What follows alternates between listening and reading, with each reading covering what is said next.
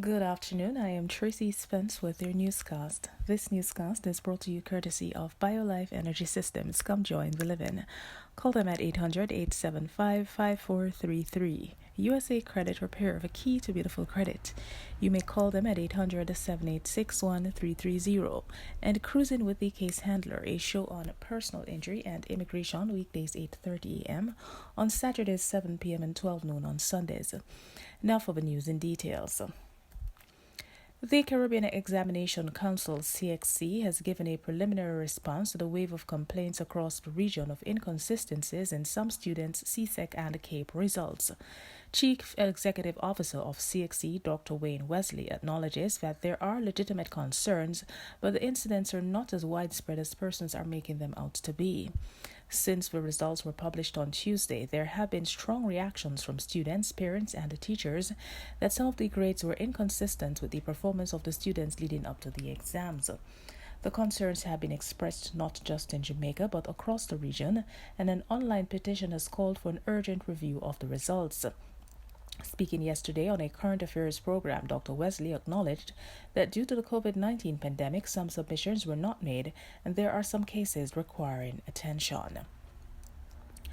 Jamaica's Education Ministry's announcement of how learning will be administered this term due to the COVID-19 pandemic has increased anxiety among some stakeholders in the system and prompted more questions.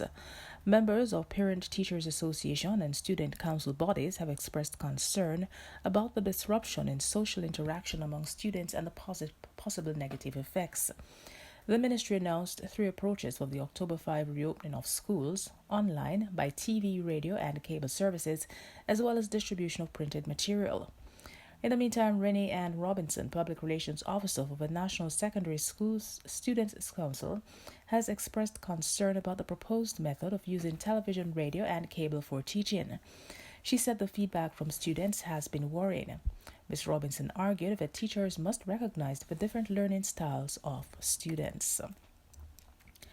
Meanwhile, Minister of Health and Wellness Dr. Christopher Tufton is imploring the Jamaican public to stop panicking over the spike in the number of coronavirus COVID-19 positive cases and deaths, contending that the government plans are still being rolled out. Tufton was speaking at a virtual press conference on a Thursday, where he said the government had anticipated the current situation and had implemented measures to mitigate against the spike by slowing and managing the community spread of the virus.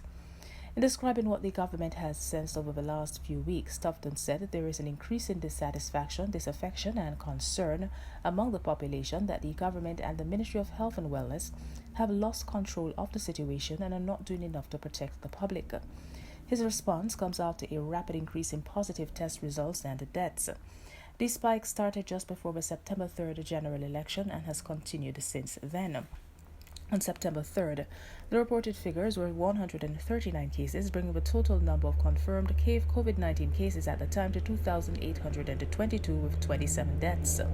The figures on a Thursday of this week, just over 2 weeks after the general election, showed 1 death and 193 new cases for overall tallies of 77 deaths and 5,588 confirmed cases, respectively.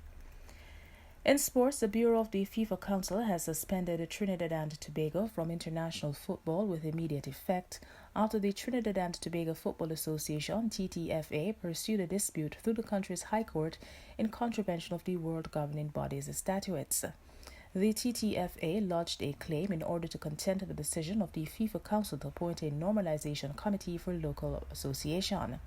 FIFA said this course of action was in direct breach of Article 59 of the FIFA statutes, which expressly prohibits recourse to ordinary courts unless specifically provided for in FIFA regulations.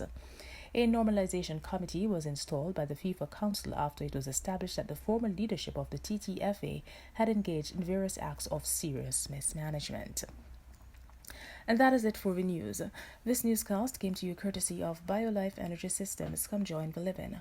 Call them at 800-875-5433. USA Credit Repair, the key to beautiful credit. You may call them at 800-786-1330. And Cruising with the Case Handler, a show on personal injury and immigration, weekdays 8:30 a.m. on Saturdays 7 p.m. and 12 noon on Sundays. On behalf of the news and production team, I am Tracy Spence. Do have a good afternoon.